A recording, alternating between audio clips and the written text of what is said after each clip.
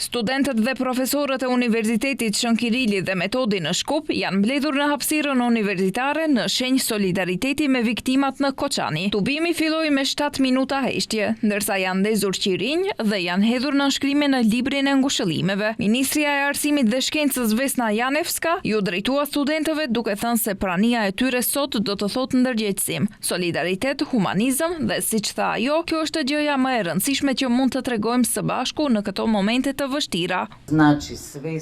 Prania juaj këtu do të thotë ndërgjegjësim, solidaritet, humanizëm, do të thotë të ndash jo vetëm të mirat, por edhe trishtimin dhe dhimbjen. Dhe kjo është gjëja më e rëndësishme që mund të tregojnë të rinjtë dhe të gjithë ne që qëndrojmë bashkë në këto momente të vështira. Në tubim mori pjesë edhe rektoria e Universitetit Biljana Angelova. Ajo tha se humbja e këtyre të rinjëve është një tragjedi pa mas dhe një plak që nuk do të shërohet kurrë.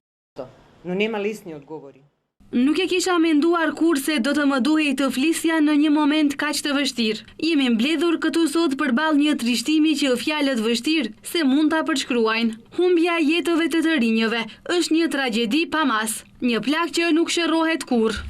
Ndërkaq, kryetari i Asamblesë Studentore Universitare të Universitetit Shënkirilli dhe Metodi, Aleksandr Nikolovski, deklaroi se rektorati i Universitetit të Shkupit e ka pranuar kërkesën e tyre për t'u lejuar të mungojnë nga mësimet pa asnjë pasojë.